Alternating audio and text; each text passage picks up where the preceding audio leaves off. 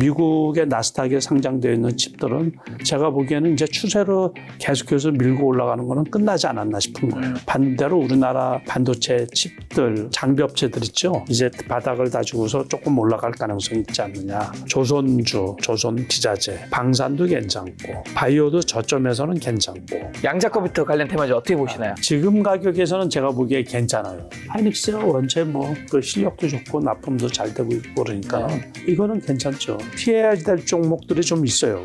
석유화학, 건설 이런 쪽. 저는 아직도 2차 전지 쪽도 본격적으로 회복이 되기에는 아주 요원하다고 생각이 들거든요.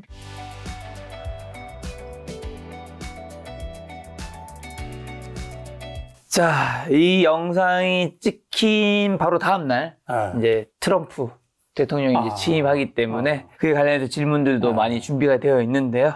일단은 현재 이제 한국 증시랑 미국 주식 점검부터 한번 해주신다면요. 다 아시다시피 네. 12월 초순에 그 비상계엄이 선포되면서 주가가 급락을 했었잖아요. 그런데 지나고 나서 보니까 이제 그게 최저점이었던 거예요. 네. 그래서 코스피가 2,360포인트까지 떨어졌다가 지금 2,520포인트까지 올라왔어요. 2,520포인트. 예, 그러니까 오늘 소폭 뭐 약보합인데 그래도 아무튼 상당히 좀 많이 올라왔죠. 그러니까 한 달 전에 2,400도 위협받고 막 그랬었는데 맞아요. 그러니까는 그 바닥 대비해 가지고 100포인트 가량 코스피가 이제 올라왔단 말이에요.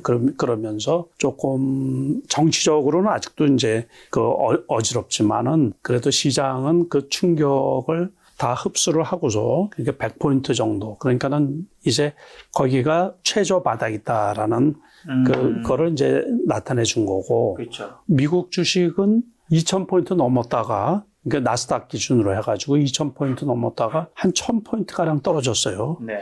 그러다가 이제 지난 금요일 날에 급등을 했던 거죠. 그러니까 트럼프 트레이드라 그래가지고 트럼프에 대한 그 기대 심리로 해서 나스닥이 이제 급등을 한 그 상태에 지금 와 있고 말씀하신 것처럼 내일 트럼프 2기죠, 2기가 출범을 하면서 내일 미국은 이제 휴장이에요, 휴장.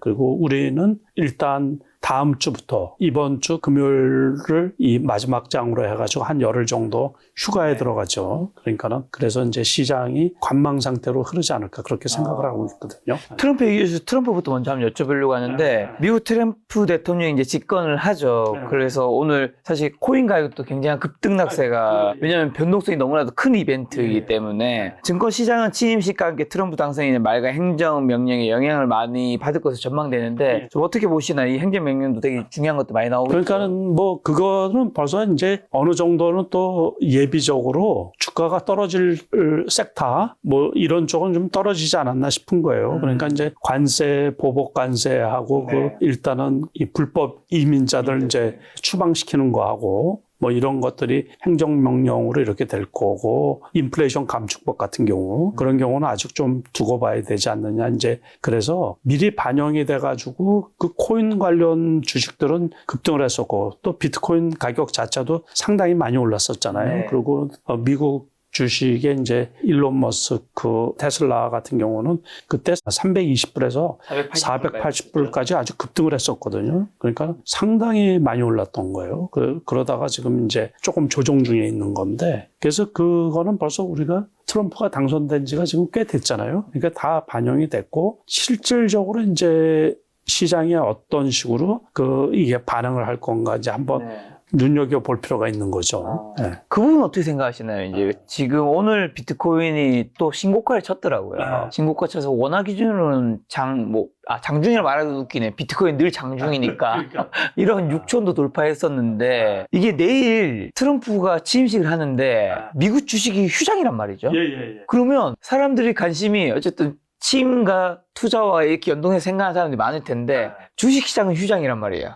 그럼 코인 시장이 돈을 어떻게 할 수 있는 얘기밖에 없으니까 더 훨씬 더 변동성이 커지지 않을까? 이게 오르든 떨어지든. 커질 것 같아요. 제가 보기에는 커질 것 같아서 우리가 이제 이 주식은 그런 게 있죠. 그러니까는 소문에 사고 뉴스에 팔으라는 얘기. 그러니까는 내일 취임식 가 동시에 그동안에 상승됐던 것들은 이제 보통 떨어지는 게 맞는 건데 코인은 어떻게 움직일지 저도 몰라요. 그러니까. 저도 모르고 거기는 또 설렁설레하고 이번에도 좀 떨어졌었잖아요. 떨어졌다가 오늘 뭐 갑작스럽게 오늘 다 치고 올랐더라고요. 그렇죠. 그래서 거기도 이슈가 되게 많이 있거든요. 그러니까는 투자자들이 조금 집중해서 하지 않으면 그리고 또 모든 상품 가격이 마찬가지죠. 그러니까 많이 올라간 상태에서는 투자하기가 불편한 게 사실이고 우리 김 작가는 팔았어요. 팔았다가 다시 조금 가지고 있습니다. 팔랑팔랑 되고 있습니다. 그게 팔랑팔랑 될 수밖에 없지. 이게 가격이 높은 상태에서는. 힘들어요, 정말. 그렇죠. 그래서 만약에 갖고 있다가 제가 여러 번 말씀을 드렸지만은 많이 올라가면 그냥 확 줄이는 거예요. 그 일정한 금액 갖고 있잖아요. 그러면 거기에서는 이제 트레이딩 개념이에요. 그러니까는 많이 떨어질 것 같지는 않잖아요. 그렇지만 거기에서도 낙폭이 있을 때는 조금 매수를 하고 그렇다고 확 늘리고 그러지는 말고 그러다가 오늘처럼 이제 급등을 하잖아요. 그럼 저 같으면 그렇게 하겠다 그런 얘기죠. 조금 비중을 줄이자. 그런 얘기죠. 자, 2024년에 엔비디아가 굉장히 뜨거웠는데 그 바톤을 브로드컴, 팔로티어 같은 주가가 그 바톤 이어받았는데 자, 앞으로 올해 이제 AI 사이클 중심이 AI 하드웨어 소프트웨어 옮겨간다는 이야기 굉장히 많이 하는데요. 좀 어떻게 보시고 앞으로 인공지능 어떤 관점에 투자해야 될까요? 한두 달 됐죠, 벌써. 그러니까는 벌써 나온 지가 꽤 돼서 주식은 전부 다 그래요. 그러니까 어느 쪽이든지 많이 올라갔잖아요. 그러면 이제 리스크가 발생을 한단 말이에요. 맞습니다. 그리고 또 이익 실현하고 싶은 욕구들 많이 있고 그러다 보니까는 추가적으로 못 가고 가격이 상대적으로 많이 안 올라간 쪽 있잖아요. 그런 쪽에 이제 일순간 매수가 들어오고 이제 그러는 판이기 때문에 말씀하신 것처럼 엔비디아도 좀 불편하거든요. 지난번에 이제 150불까지 갔었잖아요. 그러다가 급락을 해가지고 요번에 떨어질 때 130불까지 떨어졌었거든요. 132불 뭐 그러다가 지금 138불인 걸로 알고 있는데 그러니까 제가 보기에는 그때 150불 이상으로 이렇게 가기는 어려울 거로 봐요. 그렇다고 해가지고 이제 다른 말씀하신 브로드컴 같은 경우도 지금 고점에 있거든요. 그런데 거기서 추가적으로 많이 올라가기가 부담스럽지 않을까 싶은 거예요. 그러니까 결국에 AI 칩들 있죠. 칩들 같은 경우는 이제 국내 주식은 상대적으로 그 안 올라갔던 주식들이 이제 오늘 같은 경우도 그 제주 반도체 같은 경우 그 상한가를 쳤거든요. 그리고 이제 그 다른 호재로 인해 가지고 지난주 금요일 날 같은 경우는 유리기판 반도체 있죠. 그쪽에서 이제 급등세가 나왔었던 거고. 제주 반도체 좀 상한가 쳤네요. 예. 그런데 이것도 여기 이렇게 보시면 아시겠지만 엄청 오랫동안 고생을 한 거거든요. 그러다가 이제 원래는 온 디바이스 관련 그 칩이잖아요. 그래서 38,000원까지 갔던 주식인데 그러니까는 뭐 거의 3분의 1 떨어진 거죠. 3분의 1. 7,700원까지 떨어졌으니까는 10,000원 밑에까지 떨어졌다가 이제 올라온 거란 말이에요. 그러니까는 이게 원래 그 올라가기 전에 지금 2025년이니까 2023년 있죠. 이럴 때만 해도 하반기에 5,000원도 채 안 됐었던 거거든요. 그러니까 이제 여기에서는 너무 많이 떨어지다 보니까는 이렇게 턴을 하고 그랬는데 글쎄요. 제가 보기에는 본격적으로 이렇게 더 팍팍 튀고 그러지는 못할 거고 또 조금 올라갔다가 또 주저앉았다가 그러면서 이제 그래프가 정별로 바뀌면서 이제 어느 정도 올라가지 않을까 싶은 거예요. 다른 국내 칩들이 다 그래요. 그러니까 미국의 나스닥에 상장되어 있는 칩들은 TSMC 같은 경우는 지금 그래도 꽤 많이 올랐거든요. 꽤 많이 올랐는데 다 많이 올랐죠. 그러니까 거기도 불편해요. 투자하기도 조심스러워. 저는 이제 투자하는 입장에서 보면 그 마이크론 테크놀로지도 100불 밑으로까지 떨어졌다가 100불이 회복되고 그러니까 거기도 마찬가지로 거기 이 변동성이 좀 꽤 있어요. 가격에 따라서. 그러니까 한 5%, 10% 이렇게 변동성이 있으니까는 제가 보기에는 이제 추세로 계속해서 밀고 올라가는 거는 끝나지 않았나 싶은 거예요. 반대로 우리나라 반도체 칩들, 그 이제 삼성전자나 SK 하이닉스를 빼고서 장비 업체들 있죠. 스몰캡에 있는 반도체 주식들은 그동안에 이제 심한 조정을 좀 받았거든요. 그래서 지금 이렇게 말씀드린 것처럼 그러다가 이제 올라가는 거고. 요거 말고도 이제 퀄리터스 반도체 뭐 그런 거 있거든요. 그것도 한번 보세요. 이런 경우도 엄청 많이 떨어졌던 거거든요. 그러다가 이제 이거 보면 주봉을 이렇게 보면 엄청 많이 떨어졌다가 이제 그래프가 좀 괜찮아진 거죠. 이제 자리를 잡는 모양새란 말이에요. 그러니까 이것도 조금 관심 있게 봐둘 만하죠. 그러니까 계속해서 역배열로 이렇게 흐르다가 이제 턴하고서 정배열 자자를 맞으니까는 떨어지는 거는 제한적이고 이제 바닥을 다지고서 조금 올라갈 가능성이 있지 않느냐. 그렇게 이제 보니까는 기술적으로 좀 잘 보셨다가 투자에 나서면 수익이 어느 정도 쫓아서 오지 않을까 싶은 거예요. 필옵틱스라고 한번 쳐볼까요? 이런 경우는 이제 완전히 그래프가 이게 정배열로 되는 거잖아요. 지금 이격이 크니까 오늘 같은 경우 떨어졌는데 이런 것들은 조금 한 이 정도까지 떨어지면 추가로 또 갈 수 있지 않을까 싶은 거예요. 그러니까 요거는 유리기판 관련 주식이거든요. 네. 그러니까 유리기판에 장비 공급하는 건데 이것도 주봉을 보면은 과거에 여기서 엄청 많이 떨어졌던 그렇죠. 거거든요. 그러다가 바닥 대비해서는 거의 더블 올라온 거죠, 지금. 네. 그 15,000원까지 떨어졌다가 지금 3만 원이 됐으니까. 그래서 우리가 이제 이 반도체 칩 관련 주식들은 꺼진 불도 다시 보자는 식으로 한번 많이 떨어지고 재료가 괜찮고 기업이 괜찮은 종목들은 한번 이렇게 눈여겨볼 필요들이 있어요. 자, 코스닥이 지난해 부진을 듣고 전 세계 주요 지수 중 어제까지 이제 수익률 1위를 기록했다고 하더라고요. 그 이유는 어떻게 보시나요? 그거는 연초 우리가 이렇게 보면은 연초 여기에서 요만큼 올라온 거예요. 그죠? 네.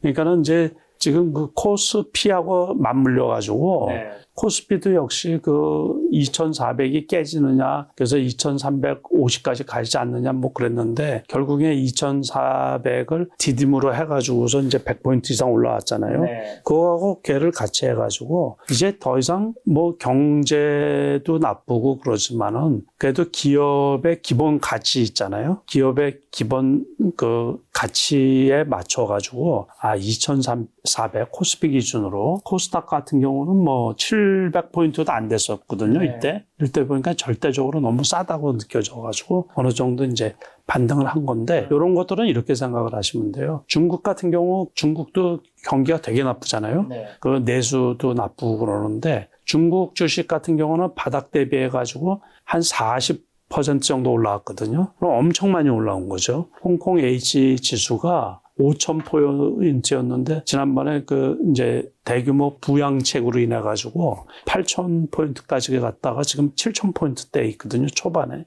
그래서 이제 경기가 나쁘고 경기가 조금 이제 경제적으로 위태롭다고 하더라도 어쨌든 경제 사이즈는 외형적으로 조금 이렇게 커지잖아요. 그러니까 우리나라 같은 경우는 최악인 상태에서 2,400 정도 되면 요번에는 이제 매수할 게다라고 생각이 들었던 거죠. 이제 투자자들 입장에서 원체 싸게 보이니까는. 그래서 이렇게 어느 정도 6% 정도 이제 상승을 한 거고, 실력이 좋아서 쭉 가는 건 아니니까는 이게 지수가 계속해서 갈 거라고 생각하기에는 조금 성급한 면이 있죠. 개인과 외국인 모두 코스닥 시장에서 바이오 종목을 최근에 대량으로 좀 매수했다고 하더라고요. 어떻게 보시나요? 네, 바이오를 매수한 거는 네. 선별적으로. 그게 보면 이제 바이오 전체를 매수한 게 아니고, 네. 그게 시가총액이 큰 대형주들이 있거든요. 네. 그런 쪽으로 이렇게 매수를 하다 보니까는 섹터로 따지면 바이오 섹터에 매수한 게 이렇게 드러나게 보이는 거죠. 말씀하신 대로 올해 첫 거래인 지난 2일부터 17일까지 개인의 순매수액이 높은 종목 순위에는 알테오젠이 1위라고 합니다. 근데 이렇게 보면 지금 보신 것처럼 1위긴 1인데 올라간 거는 별로 없잖아요. 그러게요. 네?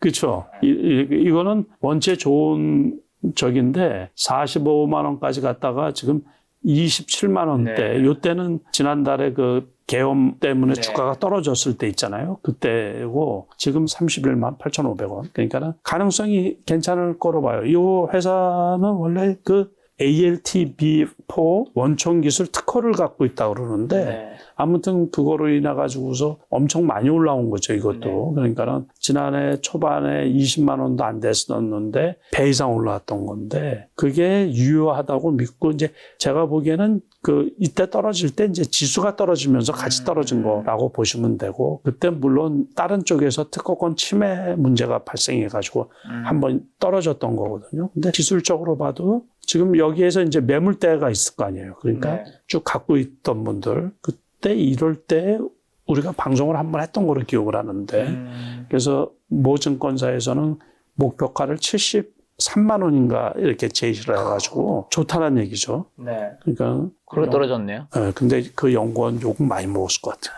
너무 틀렸으니까. 그러니까 자, 그 다음에 2위 종목 개인 순매수 HLB라고 합니다. HLB는 요번에 뭐 항소제약에서 뭘 이렇게 했던 날이 이제 이날이에요. 시간에 급등을 했다가 이날 오히려 고점이죠. 이게 초점이 고점이고 이렇게 하는데 HLB 되게 어려운 주식이에요. 말도 많고 탈도 많고 지난번에는 여기에서 보류를 했다가 가지고 또 급락을 했던 여기에서 급락을 했다가 또 다시 회복이 됐다가 또 떨어졌다가 다시 회복. 그래서 저는 안 좋아하는 회사예요. 안 좋아하는. 자, 리가캠 바이오가 개인 순매수 4위 종목. 리가캠도 지난번 떨어질 때 알테오젠하고 같이 떨어진 거거든요, 이때. 근데 이거는 상대적으로 더 많이 올랐죠, 지금. 그러니까 이거는 그 9만 원대까지 떨어졌다가 10만 원 밑에 떨어졌다. 역시 엄청 좋은 회사예요. 그러니까는 항체 약물 접합제 후보 물질 있다 그러는데 아무튼 투자자분들이 요거는 그러니까 지금 말씀하신 것처럼 알테오젠 이런 것들 시가총액이 큰 것들 이거를 어떤 것들을 매수를 하다 보니까는 바이오 섹터를 매수가 많구나 이렇게 이제 나타나는 거라고 보시면 자, 돼요. 올해 들어 또 외국인의 순매수액 바이오 상위에는 파마 리서치가 2위라고 하네요. 이 파마 리서치도 되게 무거운 주식이에요. 네. 천천히 올라가고 이 주식은 연어 정소에서 축출한 원재료가 있거든요. 요거로 인해서 미용 재생 사업 이런 거를 이제 하는 회사인데 상당히 많이 올랐죠. 이것도 시가총액이 큰 주식이고 아무튼 이것도 장기적으로 우상향한 종목이기 때문에 금방 뭐 무너지고 이럴 건 아닌데 근데 오늘 같은 경우는 이게 7% 떨어졌으면 엄청 많이 떨어진 거예요. 네. 자, 또 3위에는 삼천당제약. 이것도 많이 올랐어. 이거는 심지어 88,000원, 88,000원에서 지금 172,000원이니까는 저점 대비. 이것도 역시 마찬가지로 지난번에 요 비상겸 때 주가가 이렇게 떨어졌는데 거기 대비해서는 배 올라간 거예요, 배. 추가로 더 갈 수 있는 건지. 결국에는 뭐 어떤 신약에 관한 것들이겠죠, 전부 다. 제가 이렇게 많이 올라온 건 별로 안 좋아해서. 회장님은 요즘에 투자하시면서 가장 큰 고민은 뭐고 요즘에는 현금 비중과 추가 매수 어느 쪽에 좀 더 무게를 싣고 계신가요? 되게 어려워요, 지금. 그러니까는 다시 말해서 지수가 100포인트 올라왔잖아요. 네. 그러면서 그때 좀 제가 좋게 봤던 종목들이 다 급등을 했거든요. 그러니까는 이제 여기에 딜레마가 좀 있는 거예요. 그러니까 대표적으로 조선주 같은 경우가 상당히 좀 많이 올라왔었고, 그렇죠. 그 다음에 이제 전력 인프라 관련 주에서 일부 주식들이 이제 급등을 했었고, 그 다음에 지금은 이제 올라가는 섹터가 빤히 있거든요.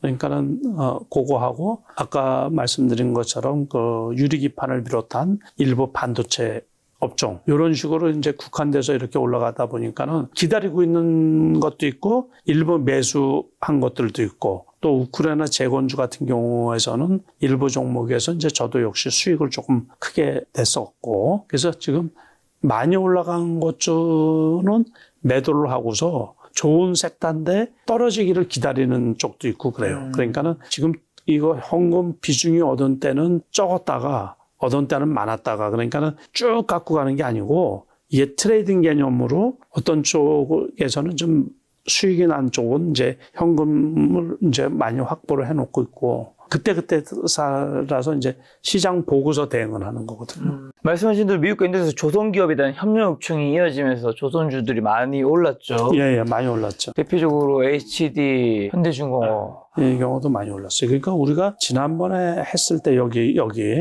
저기 어디에 가서 한 게 아니고 그때 요때였었거든요. 그래서 이제 고점을 치고도 떨어진다 그랬는데 역시 이것도 요때가 최저점이었던 거예요. 그러니까 계엄하고서 뭐 그때 그 다음에 이렇게 이제 많이 올라간 거거든요. 근데 조금 쉬었다가 지금 조금 고점에서 조금 수로 들었죠. 그렇지만 아직도 21선이 있으니까는 30만 원이면 또 괜찮지 않을까 싶은 거예요. 제가 보기에는. 그러니까 그 고점에서 많이 떨어진 것도 없죠. 이게 장중 고점이 31만 9,500원인데. 조금 떨어진 거죠. 예, 떨어졌다고 하기도 그렇죠. 뭐 5%도 안 떨어지고 그러니까는. 지금 이런 쪽이에요. 그러니까 스몰캡에 있는 1승이라고 있는데 다 여기가 저점이었거든요. 그때 계엄일 때가 저점이고 이렇게 많이 올라가고. 있고, 하나오션도 지금 오늘 같은 경우도 3,000원 차이가 나거든요. 네. 49,000원, 48,800원 여기였다가 52,700원까지 올라가다가 종가가 51,800원이니까는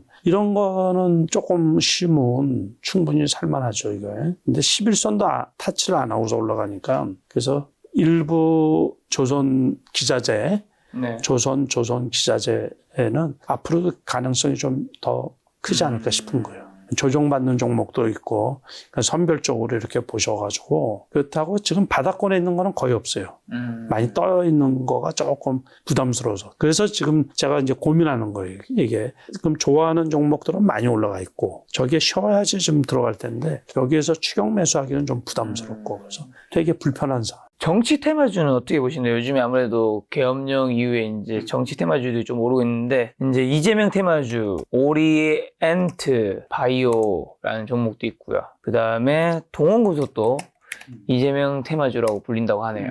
그리고 또 우원식 테마주도 이제 코오롱 모빌리티 그룹가 이제 우원식 테마주라고 하더라고요. 이런 정치 테마주도 좀 어떻게 보시나요? 저희는 정치색이 없습니다, 여러분. 오해하지 마시고요. 원래 정치색이 있죠, 나는.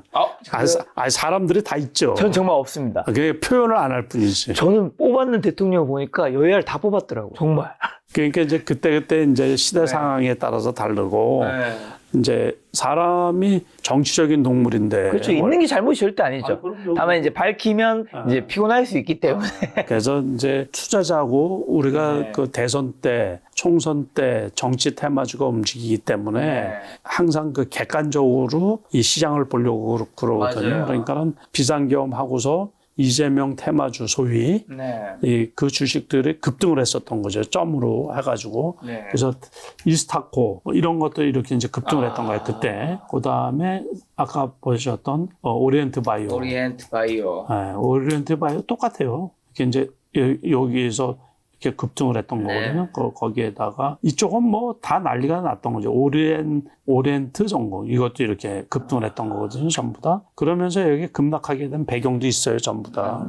그러니까는 그 지난번에 선거법에서 1심에서 판정받은 게 있죠.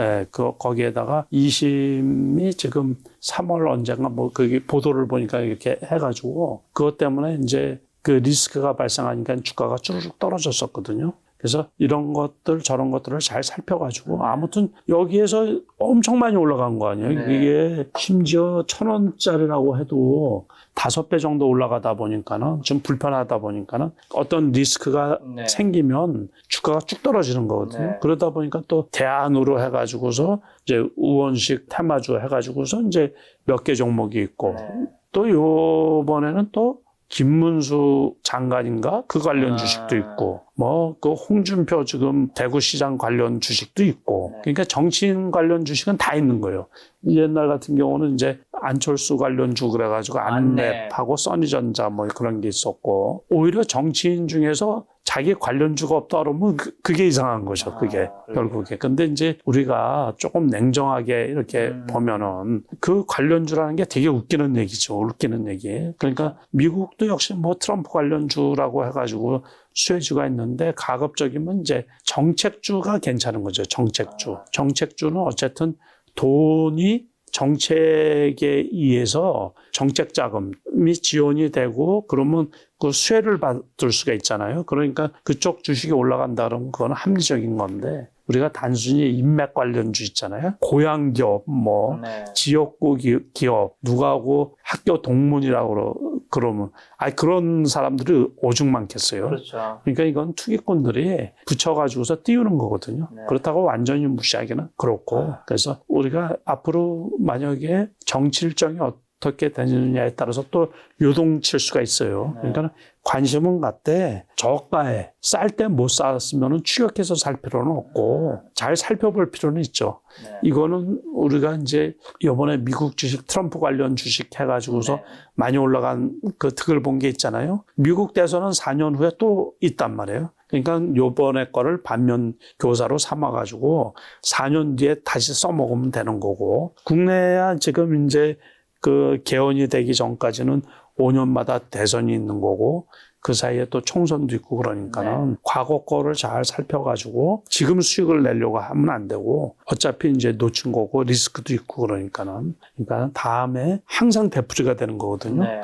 벌써 20년 전부터 20년도 더 됐죠. 그때부터 했던 거기 때문에 네. 앞으로 20년 후에도 써먹을 수 있는 네. 것들이. 그러니까 지금 뭘 어떻게 사는 것보다 조금 올라간 거는 주의를 하고 또 이제 떨어지는 거는 어떤 악재가 있어서 떨어지는 거 아니에요. 그러니까 그런 것들은 나름 또 대응을 좀 잘해야 되지 않을까 싶어요. 미국은 이 정치 테마주도 우리나라랑 다르더라고요. 어떻게 보면 미국의 트럼프는 가상화폐 친화적인 걸 하면서 자녀들은 가상화폐 사업을 하고 본인 민코인, 트럼프 코인을 만들고 그래도 되나 봐요, 거기는. 뭔가.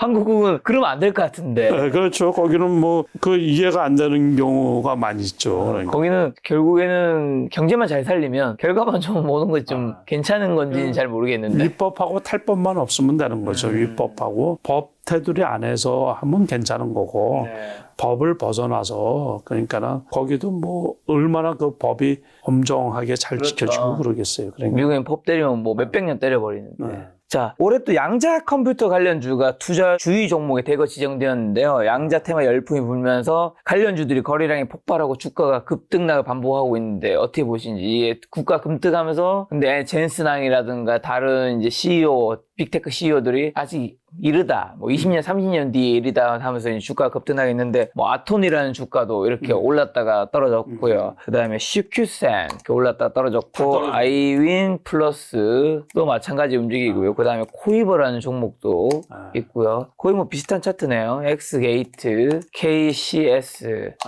양자 컴퓨터 관련 테마주 어떻게 보시나요? 다 괜찮. 지금은 일단은 올라간 게 없이 다 떨어졌으니까는 지금 가격에서는 제가 보기에 괜찮아요. 전부 다. 지금 이렇게 찍어 주셨지만 그렇지만 이제 지금 말씀하신 것처럼 원래 작년 하반기에 미국에서 그 아이온큐가 엄청나게 올라가면서 이제 그 양자 컴퓨터에 어떤 불씨를 땡긴 거거든요. 그리고 구글에서 이제 발표를 하면서 그래서 이게 현실화되지 않느냐 이제 그랬는데 그때도 이제 걱정을 했던 건 마찬가지예요. 미국의 그 양자 컴퓨터 관련 주식이 몇 개 있거든요. 그거하고 한국 기업들도 똑같이 미국 기업들은 재무적으로 상당히 리스크가 좀 많은 기업들이에요. 그래서 주가가 심지어 일부 주식들은 뭐 1달러 선에 있던 주식들이 올라온 것들도 있거든요. 그러면 5달러만 가도 5배 올라가잖아요. 500%. 뭐 이러다 보니까는 투기적인 이렇게 좀 요인이 많이 있는데 거기에다가 엔비디아의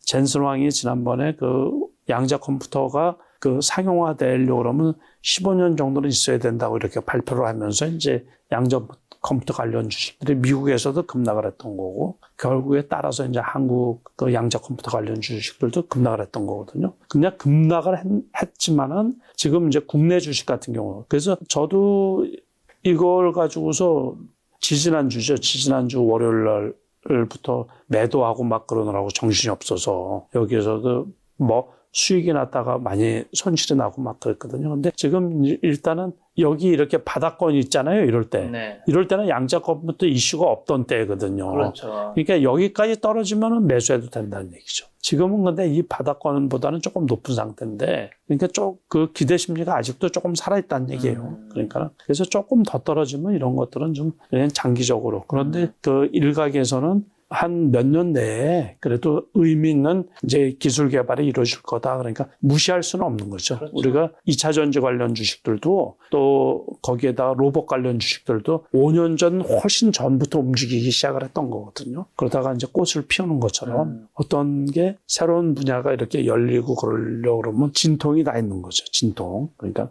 회사가 괜찮은 기업 인데 주가가 많이 떨어져 있고 그러면 오래 갖고 갈 생각을 하면은 괜찮을 거고 한번 올라갔던 그게 있기 때문에 미국 주식들도 지난번 바닥까지 떨어지면 저 같은 경우도 좀 다시 사고 싶은 그 유혹이 있거든요. 지금 당장은 그 상용화하기에는 조금 멀고 중요한 거는 재무적인 리스크가 있는 기업들은 투자할 때 조심을 해야 된다. 그거 한 가지만 말씀을 드리고 싶습니다. 이제 지금은 한국 주식이 뭐 다른 나라 시장보다 좀 주가가 좋긴 한데 코스피나 코스닥이 올해 미국 주식이 한국 주식보다 더 나을까요? 아니면 많은 분들이 얘기하는 것처럼 올해는 미국 주식도 좋겠지만 비싸다. 한국 주식 더 나빠질 게 없다. 한국 주식 사야 이런 얘기 많이 하는데 그 얘기를 몇 년째 듣다가 우리가 23년에도 당하고 24년에도 당하고 25년에도 이번엔 어떻게 해야 될까? 많은 분들 고민하실 것 같아요. 이제 막 지쳐 있기도 하고요. 두 개 다 하면 되죠. 뭐. 그래서 시장을 보면서 그러니까 요즘 시장의 특징이 뭐냐면 장기 예측이 되게 어려워요. 중장기 예측이 어려워요. 그래서 항상 유연하게 변동성 있는 데서 이 변동성이 너무 크거든요. 그러니까 뭐 하루에도 20%씩 왔다 갔다 하다 보니까는 그런 종목이 아주 무지기수예요. 무지기수. 그러니까는 결국에는 전부 다 고점에 사면 아무튼 낭패를 보거든요. 그러니까 그래프 잘 보시고 고점에는 절대적으로 살려고 하지 마시고 저점에 사가지고 고점에는 무조건 매도하는 그 전략을. 미국 주식도 마찬가지예요. 미국 주식도 저 같은 경우도 되게 불편해가지고 그 비중을 많이 줄였어요. 그래서 아까도 말씀드린 것처럼 종목 별로도 많이 올라간 것들은 추가 갈 수가 있나 저도 되게 많이 껴동하고 있는 편이거든요. 그래서 거기도 요번에 이제 양자 컴퓨터 관련 주식 본 것처럼 실적이 수반되지 않는데 올라가는 주식들 있잖아요. 그런 것들은 추격 매수했다가는 큰일 나거든요. 원체 변동성이 크다 보니까 이틀 떨어지는데 막 70% 고점 대비 70%씩 떨어져요. 미국 주식 같은 경우. 한국 주식도 역시 마찬가지로 이렇게 이제 어떤 이슈에 의해서 올라간 것들은 이거 고점에서 지금 가격 따지면 엄청 크게 차이가 나잖아요. 그러니까는 미국 주식, 한국 주식 어디가 좋다 그렇게 생각하지 마시고 그때그때 그 섹터에서 변동성이 큰 만큼 장기적으로 뭐 쭉 가가지고서 뭐 과거처럼 쭉 수익이 엄청 많이 그 욕심 자체를 버려야 된다고 생각이 들거든요. 그러니까 유연하게 대응을 하면서 수익이 났으면은 이제 수익 실현을 하고 어느 정도 기다렸다가 또 너무 조급하게 매매할 생각을 말고 기다렸다가 충분히 이제 가격 매수권까지 들어왔다고 생각이 들면 이제 매수를 하는 전략을 쓰는 게 좋지 않을까 싶은 거예요. 올해 유망 섹터는 어디고 좀 올해는 좀 어떤 주식 사야 될까요? 지금은 유망 섹터는 벌써 이제 다 초전에 얘기를 한 거예요. 조선주, 네, 그러니까 조선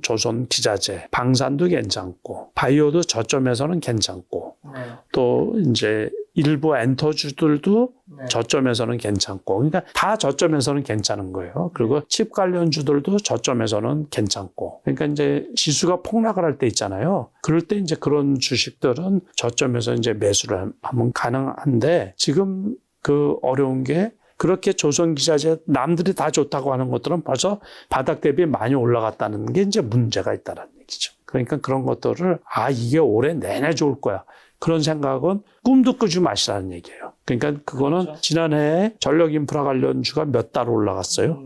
2개월 올라갔어요. 2개월. 그러고서 계속 떨어진 거고 지난해 5월 달에 화장품 관련주 있죠. 몇 달 올라갔냐면 1개월 올라갔어요. 1개월. 1개월 올라가고 떨어지는 거는 몇 개월 떨어졌냐면 5개월 동안 떨어졌어요. 5개월 동안 계속 떨어져요. 거의 대부분 주식들이. 그러니까는 계속 오르는 게 없죠. 그러니까는 지금은 이제 더 짧게 보시면 돼요.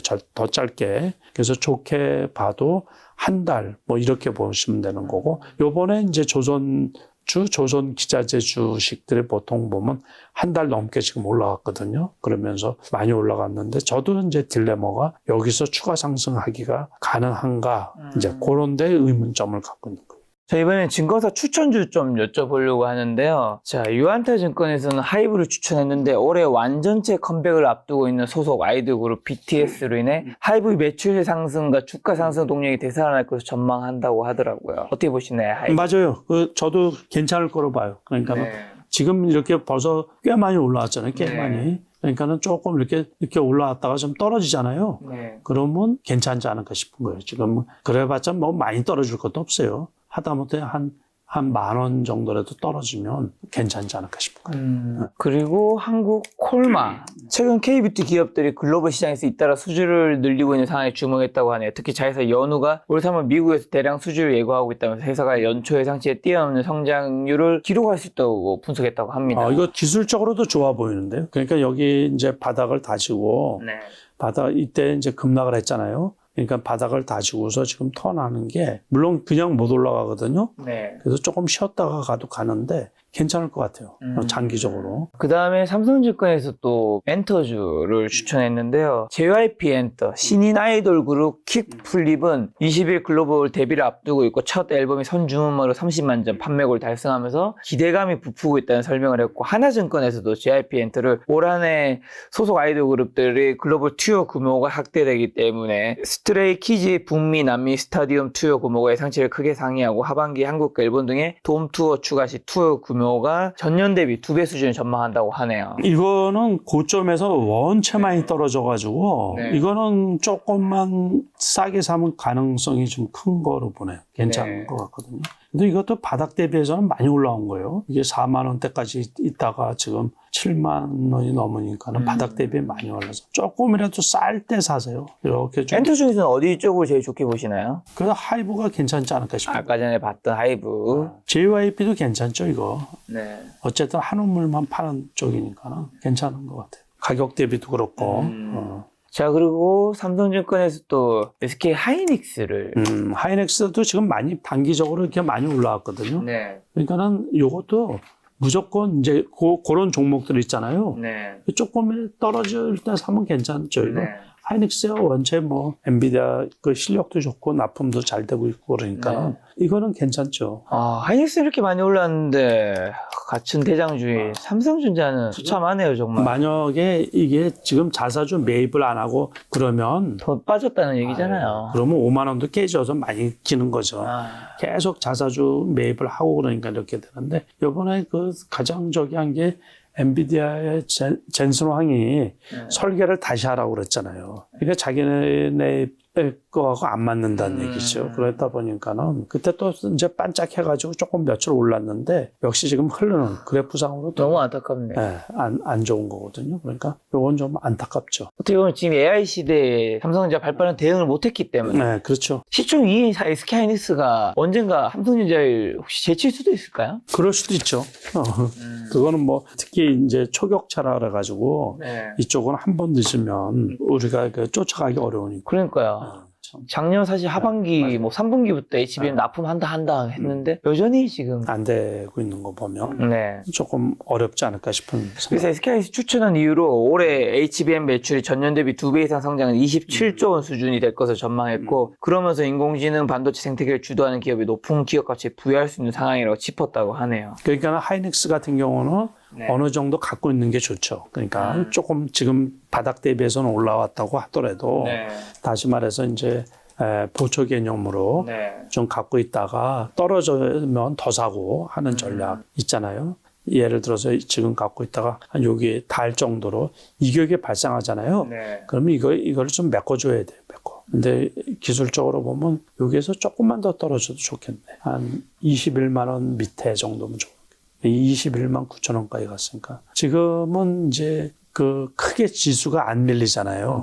이럴 때는 너무 떨어지기를 또 기다리면 매수를 못 하거든요. 그러니까 이제 적당히 갖고 있다가 떨어지면 조금 추가를 더 사야 되겠다. 그런 생각 갖고서 대응을 하면 되지 않을까 싶어요. 그리고 삼성증권에서 레인보우 로보틱스, 휴머로이드 로봇에 대한 관심이 재점화되고 있다. 그거는 요번에 이제 맞는 말이죠. 그러니까 원래는 지금 삼성전자 자회사로 이게 편입이 됐잖아요.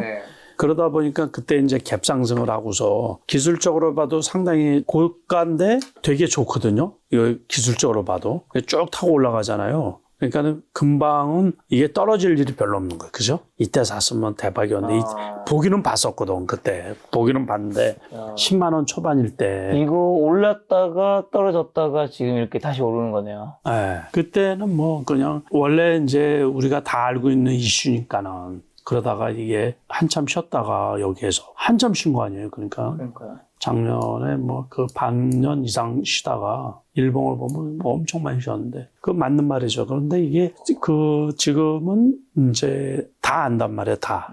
다시 말해서 과거에 주산 로봇부터 시작을 해가지고 로봇주들도 엄청 많이 있잖아요. 이게 이슈가 있을 때마다 올라갔다 떨어졌다 하기 때문에 투자하기가 이거 쉽지가 않아요. 지금 입장에서. 그러니까 이제 우리가 그 관심은 쭉 갖고 있어야 되는데 요번에도 레인보우 로보틱스가 삼성전자의 이제 자회사로 편입이 되면서 여타 로봇주가 다 급등을 했었거든요. 그런데 그게 이제 하루 이틀 사이에 또 다 떨어진 거지 또. 네.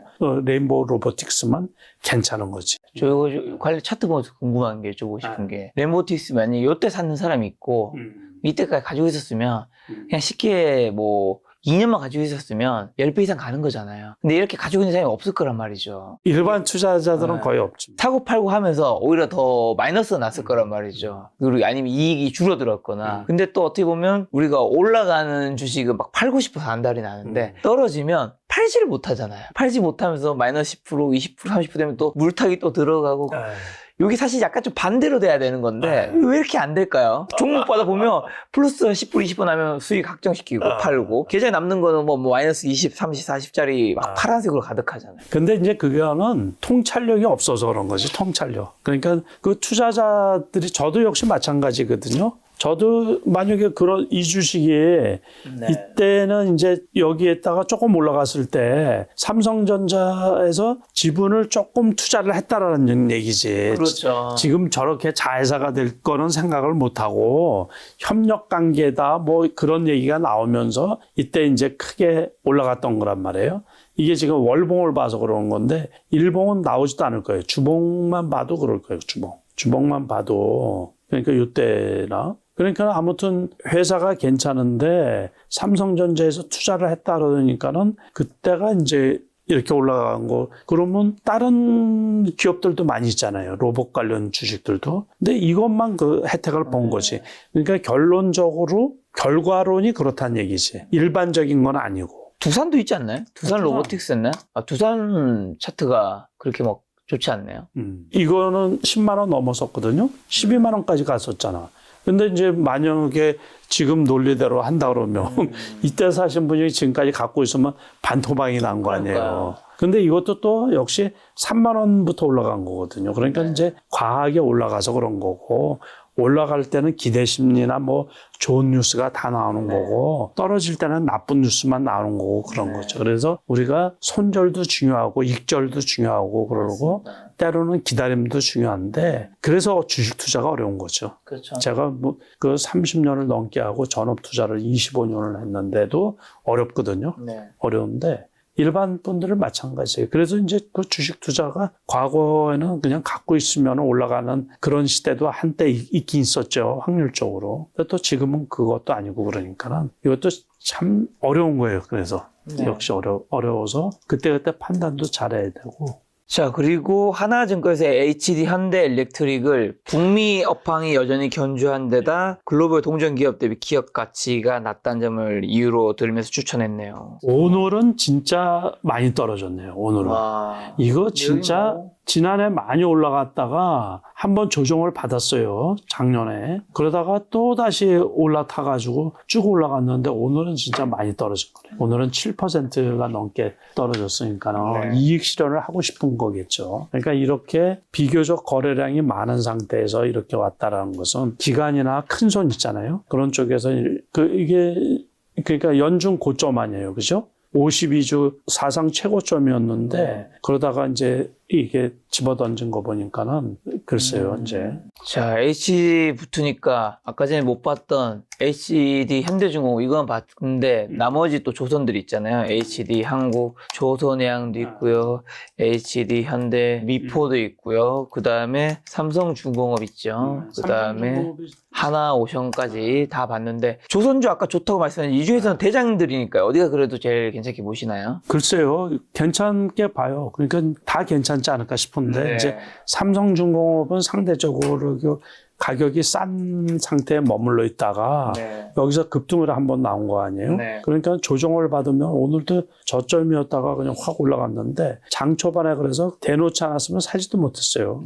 이게 제가 보기엔 가격 메리트상 이것도 괜찮은 것 같고 현대미포조선은 조금 더 떨어지면 괜찮죠. HD 현대미포. 네. 지금도 괜찮아 보이네. 지금. 제가 보기에는 뭐 12만 원대 있으면 지금도 괜찮아 보이네. 그러니까. 자, 그 다음에 회장님이 원래 예전에 굉장히 좀 좋아하셨던 현대차, 그 다음에 기아. 요즘 왜 이렇게 별로 안 좋나요? 글쎄요. 그러니까 이제 전기차도 조금 그렇고 요즘에는 또 중국에서 전기차가 거세게 지금 BYD 광고도 하고 그러잖아요. 네. 지금. 그래서 그러는지 작년까지 아무튼 돈을 많이 벌었거든요. 그러다 보니까는 이제 주가도 많이 오르고 그러는데 여타 자동차 업체들 그러니까는 글로벌에 있는 자동차 업체들 실적이 되게 나쁘고 그러거든요. 그러니까 공장도 좀 축소하고 가동률도 좀 떨어지고 그것 때문에 이제 염려스러운 게 있어서 그래요. 지금까지 잘해왔는데 네. 앞으로도 잘할까 하는 그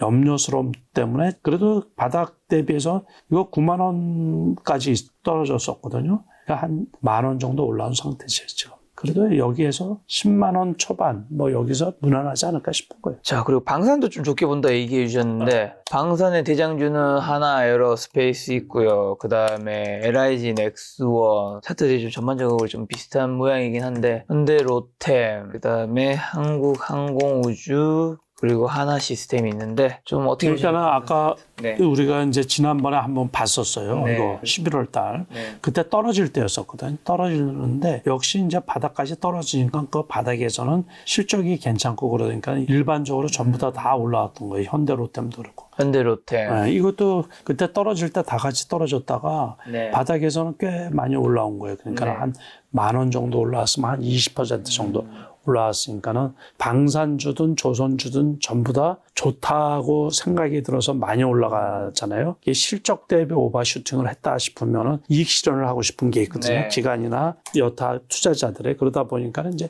조정을 받게 되고 또 어느 정도 떨어지면 앞으로 기대 심리 지금도 괜찮지만 앞으로의 기대 심리가 작용을 해서 또 추가 상승이 에어로스페이스. 요 이제 방산의 디렉터에 대해서 두 가지 의견이 첨예하게 대립되던데 한쪽은 이제 이 영상이 업로드됐을 때쯤에는 이미 취임식을 했을 텐데 트럼프가 취임하면 러시아 우크라이나 전쟁 끝낸다. 방산도 어쨌든 뭐 실적으로 오른 것도 있지만 테마로 오른 부분도 있기 때문에 그 부분에서 좀 떨어진 부분이 있을 거라 얘기하시는 분도 있고 또 반대편에는 러시아 우크라이나 전쟁 끝났어도 전 세계적으로 이제 전쟁에 대해서 그 무기라든가 이런 거 수입하는 건 계속 이어질 것이다. 이 양쪽 다 맞는 말인데 양쪽 다 맞는 말이기 때문에 주가도 그렇게 반응을 하는 거예요. 지금 말씀하신 것처럼 트럼프가 당선된 다음에 이때 당선이 발표된 거거든요. 쭉 떨어진 거예요. 네. 지금 말씀하신 대로. 그런데 보니까는 그래도 또 전쟁이 계속되고 필요할 것 같아요. 그리고 실적도 괜찮아. 그리고 수주가 있어. 네. 그러다 보니까 또 다시 어느 정도 올라간 거거든요. 네. 그러니까는 만약에 트럼프가 하고서 우크라이나 전쟁이 종료가 된다든지 휴전이 된다 그러면 주가가 떨어질 가능성이 높죠. 상대적으로. 이게 바닥권에 있는 것도 아니고 그러니까. 그래서 아마 그게 된다고 하면은 이게 떨어지겠죠. 그러니까 우크라이나 재건주들은 올라갈 수가 있는데 그러니까 우크라이나 재건주들도 바닥 대비해서 어느 정도 꽤 많이 올라왔어요. 그렇게 생각을 하시면 돼요. 그러니까 방산주는 우크라이나 전쟁이 종식이 된다든가 휴전이 되면은 그게 가시화되면 일부 떨어지는 거를 우리가 지난번에 떨어진 것처럼 어느 정도 좀 조정받는 거를 감안을 하고서 투자를 해야 된다. 그렇게 생각을 해야 되지 않을까 싶어요. 또 일각에서는 AI 이제 테마 이후에 다음 빅 테마는 바이오가 올 것이다. 이제 뭐 당장 오는 건 아니더라도 이런 얘기 있던데 좀 그런 의견은 어떻게 보세요? 저는 그렇게 생각은 안 해요. 그거는 바이오주들은 이제 우리가 옛날 과거에 황우석 같이 그 줄기세포 돌풍이 불었을 때 또는 이제 코로나 때 있죠. 네. 코로나 때 그런 뭐 그 코로나 관련해가지고 치료제 뭐 이런 돌풍이 불었을 때 또 코로나 전에도 한번 바이오주가 그 어떤 큰 대세식으로 올라간 적이 있거든요. 그렇게 이제 경험을 하고서 보면은 그거를 경험하지 못한 분들은 올 수가 있다고 생각을 하죠. 네. 그런데 제가 보기에는 그냥 각계약진으로 그 바이오 아까 말씀 것처럼 시가총액 큰 종목들의 매수나 매도가 나오면 그쪽 섹터가 좋아 보이는 거지. 철저하게 거기는 개별주 영역에서 벗어나기가 어렵지 않을까 싶은 거예요. 원래는 그 섹터가 유망하다 그러잖아요. 그러면 바이오자만 붙으면 다 가야 되는 거예요. 그래야지 이제 유망하다고 그러는 건데 그쪽은 그 개별주 성격을 못 벗어날 것 같고 결국에 이제 시장이 좋다 나쁘다 하고 지수 관련한 거는 있죠. 사이즈가 큰 2차 전지주가 올라가고 우리가 반도체주가 올라가고 그러면은 주가가 급등을 하거든요. 네. 그러니까 지수하고는 무관한 거라는 얘기죠. 그쪽은 그냥. 자, 그럼 올해 혹시 투자하기에 좀 애매한 업종이나 피할 업종은 좀 어디일까요? 결국에는 뭐 석유화학이나 뭐 이런 쪽이라든가 네. 조금 그 피해야 될 종목들이 좀 있어요. 그러니까 건설 쪽도 역시 마찬가지고. 그러니까 경기가 둔화되면서 공급 대비해서 수요가 아주 확정되지 않은 쪽 네. 이런 쪽은 조금 투자하는데 좀 조심해야 되지 않을까 싶은 거예요. 그러니까 뭐 석유화학, 건설 이런 쪽 저는 아직도 2차 전지 쪽도 본격적으로 회복이 되기는 아주 요원하다고 생각이 들거든요. 그러니까 그쪽도 차트상으로 보면 이제 떨어진 거는 다 떨어졌는데 네. 실적들이 아주 나쁘잖아요. 그죠?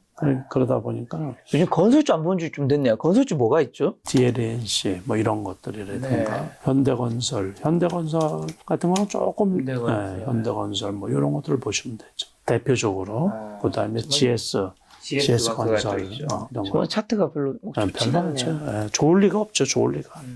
그러니까 그래서 그런 것들은 좀 피하는 게 좋지 않을까 싶어요. 그것도 이제 설 연휴를 맞이하는데 저희 시청자분들에게 1월의 마지막 투자 조언 한마디 주고 가신다면요. 그러니까 이번 주가 이제 어떻게 보면 그 연휴 마지막 주잖아요. 네. 그래서 1월 벌써 마지막 주예요. 그런데 그 우리가 설 연휴가 길다 보면은 네. 리스크가 좀 있죠. 그러니까 그렇죠. 불확실성. 그래서 현금을 갖고 넘어가는 게 좋지 않을까 싶은 그 투자자들 그러기 때문에 이번 주는 주식 시장이 조금 슬럼화되지 않을까 싶어요. 그러니까 아무튼 일단은 2월 달은 또 2월 달에 우리가 대비해야 되니까는 현금 확보 잘 하시고서 즐거운 설 명절 잘 지내시고 2월에 또 이제 많은 수익 낼 수 있기를 기대하면서 네. 1월 달 설 전 마무리 잘 하시기를 바랍니다. 참 어릴 때는 세뱃돈을 받으니까 설 연휴가 참 기대됐었는데 이제 나이가 드니까 세뱃돈 받을 일이 없어서 나갈 일만 있어서 그렇죠.